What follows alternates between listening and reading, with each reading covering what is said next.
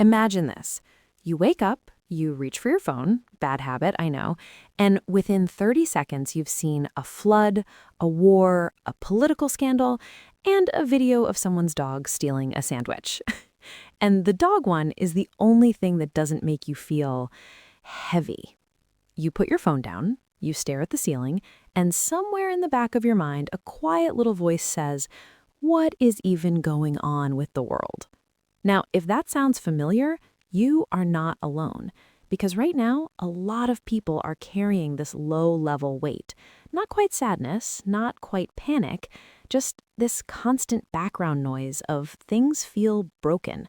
And nobody really taught us how to deal with that. Nobody sat us down and said, "Hey, here's what you do when the world feels like too much." So that's what today's episode is about. Finding hope.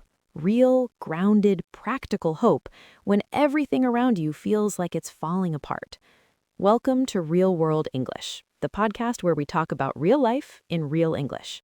I'm Hannah. And I'm Fred. And, wow, Hannah, that opening, I felt that, like, personally, in my chest. Right?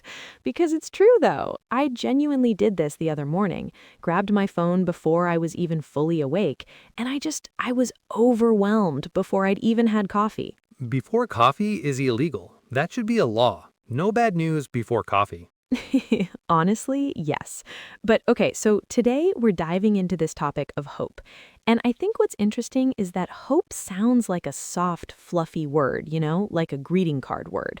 But actually, finding hope in difficult times is really, really hard work. Yeah, it's not just like think positive and everything's fine. That's not what we're talking about. Exactly. It's much more nuanced than that. And by the way, nuanced is a great word. If you're learning English, nuanced means something is complex. It has many layers. It's not black and white. We'll probably use it a few more times today. Good word. Bookmark that one. So, Hannah, let's start here. Why do you think so many people feel like the world is broken right now? Like, is it actually worse or does it just feel worse? Ooh, that's such a good question, and I've actually thought about this a lot. I think both things are true at the same time. Like, yes, there are genuinely difficult things happening in the world, real problems, but also the way we consume information has completely changed. We're just bombarded. Bombarded? Yeah, like attacked from all sides with information. Exactly. Like 30 years ago, you'd watch the evening news for 20 minutes and that was it. Now it's constant. It never stops. And your brain wasn't designed for that. Human brains evolved to deal with the problems right in front of you. Is there a predator nearby? Where is my food? Not to process every crisis happening on every continent simultaneously. Right, like my brain is not equipped to feel personally responsible for 12 different global disasters before noon. Exactly. And this is important, a lot of the hopelessness people feel isn't just about the world being terrible. It's about feeling like you have no control. Like, what can I even do about any of this? Yeah, that feeling of helplessness, like nothing I do matters. And that, I think, is where hope becomes really important. Because hope isn't about pretending everything is fine. It's more like a decision, a kind of deliberate choice to believe that things can get better, that you can do something, even something small. I like that. Hope as a choice. Not just the feeling that just appears, but something you kind of actively pick. Yeah, and by the way, that word deliberate, it means intentional, on purpose. So a deliberate choice is one you make consciously, not by accident. Good one. So, okay, let's get practical because I think this is where a lot of conversations about hope kind of fall apart. It's easy to say, choose hope, but how? What does that actually look like? Right, right. So I've been thinking about this, and I feel like there are a few things that genuinely help. The first one, and this might sound counterintuitive, is to actually limit how much news you consume. Counterintuitive, so the opposite of what you'd expect. Yes, exactly. Counterintuitive means it goes against your instincts, because your instinct, when the world feels scary, is to keep checking, keep watching, keep scrolling. Like if you just get enough information, you'll feel better, but usually the opposite is true. Yeah, I've definitely done that. Like it's midnight, I should sleep, but I'm just doom scrolling. Doom scrolling, that's such a perfect word. It really is. Doom scrolling. Endlessly scrolling through bad news even though it makes you feel worse. And the thing is, you're not getting more informed. You're just marinating in anxiety. Marinating, like a chicken. Yes, exactly like a chicken. You're just sitting in this anxiety marinade. It's not helping you. So, step one, set some boundaries around news consumption. Maybe check it once a day at a specific time, not first thing in the morning. That actually makes a lot of sense. And I think the second thing, for me at least, is about zoom, like zooming in instead of always zooming out. Oh, say more about that. So when you zoom out, you see the whole world, all the problems, all the scale of everything, and it's overwhelming. But when you zoom in, you see your neighborhood, your street, your family, your friend who's going through something hard. And suddenly, you can actually do something. You can help in a real, tangible way. I love that. Tangible, meaning real, something you can touch or see, not abstract. So instead of trying to fix the world, you fix something in your immediate world. Exactly. And I think there's something psychologically really powerful about that. Because your brain, your nervous system, it actually calms down when you take action, even a small action. Yes, I've read about this. It's like the antidote to helplessness is agency. Agency means having the power to act, to make choices, to do something. And even tiny things count. Helping a neighbor, donating to something you care about, calling a friend who's struggling. It sounds almost too simple, but It works. It genuinely works.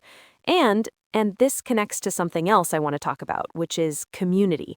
Because I think one of the reasons people feel so isolated in their despair, and despair, by the way, means a complete loss of hope, a very deep hopelessness. One reason people feel isolated is that we don't talk about this stuff enough. oh, that's so true. Like you'll be at a party and someone will say, "How are you?" And you say, "Fine, good, yeah, great." And then you go home and you're like, "That's not what I actually wanted to say." Exactly, because there's still this pressure to seem okay. Like admitting that you're struggling, that you're worried, that you're scared, it feels like weakness somehow. But it's not. It's really not. And here's the thing. When you share that you're struggling, you almost always find out that someone else is feeling the same way. And that shared feeling, that solidarity, that's actually incredibly powerful. It's the beginning of hope. Solidarity, like being united with others, feeling like you're not alone in something. Right. And by the way, if you're an English learner watching this, I love that phrase. You're not alone in this. It's one of the most comforting things you can say to someone. It's simple, it's direct, and it genuinely helps. Okay, I want to push back a little bit on something though, because I hear all of this and I believe it, but there's also a version of find hope that feels a bit dismissive. Like when people are suffering real serious things, poverty, illness, loss, and someone says just be hopeful, that can feel almost insulting. Yeah. No, you're absolutely right. And I'm glad you said that because that nuance is important. Hope isn't toxic positivity. Toxic positivity it's when you force positivity in a way that denies real pain. Everything happens for a reason. Just think good thoughts. And that can be really harmful. Right. Real hope has to acknowledge the darkness. It's not pretend things are fine. It's more like things are hard and I still believe it's worth trying. Yes, that and is doing a lot of work in that sentence. Not but, not things are hard, but try to be positive, but things are hard and we keep going. Both things are true. I actually think that's what genuine resilience looks like. Resilience, being able to recover from difficult situations, bouncing back. And resilience isn't about never falling down. It's about getting back up. Slowly, imperfectly, sometimes grumpily, but getting back up. Grumpily is valid. Grumpily is very valid. It really is. And one more thing I want to say about hope, and then we'll do our words and phrases. I think hope also lives in beauty, like small moments of beauty. Oh, tell me what you mean. So, When the world feels broken, there is a temptation to feel guilty for noticing beautiful things. Like, how can I enjoy a sunset when there's so much suffering? But I actually think noticing beauty is an act of resistance. It's saying, this matters, this is worth protecting, this is why we keep going, That's really lovely, actually. right? A cup of tea, a good book, a funny moment with a friend. These aren't distractions from the hard stuff. They're the reason we fight to make things better. I genuinely needed to hear that today. Thank you, world, for this podcast. Okay, I think that's a beautiful note to end the main conversation on. Let's get into words and phrases. Okay, time for our words and phrases segment where we revisit some of the best vocabulary from today's episode. And we've had some really good ones today. Let's go. First one, nuanced. We used this right at the top. Nuanced means something is complex with many subtle layers. It's not simple or black and white. So you might say, her feelings about leaving her hometown were really nuanced. She was excited, but also sad and a little guilty. Love it. Okay, next, deliberate. Hannah used this to talk about hope being a deliberate choice. Deliberate means intentional, on purpose. So learning a new language is a very deliberate process. You have to choose to practice every single day. Great example. Next, counterintuitive. This one means something that goes against what you'd naturally expect. So it seems counterintuitive, but taking breaks actually makes you more productive, not less. And then we have agency. This is a beautiful word. Agency means the power or ability to take action and make your own choices. So one of the best things about keeping a journal is that it gives you a sense of agency, like you have some control over your own story. I love that example. Okay, resilience, the ability to recover from difficult situations, to bounce back. Moving to a new country is hard, but it builds incredible resilience. You learn to adapt to almost anything. And our last one, solidarity. Feeling united with others, sharing a sense of support and community.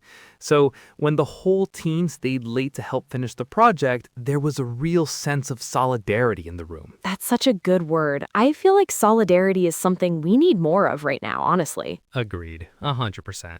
All right, that's it for today's episode of Real World English. Thank you so much for spending this time with us. If today's episode gave you something to think about or something to feel, please share it with someone who might need it.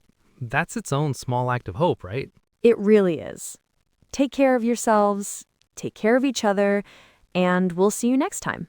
Bye, everyone. Bye.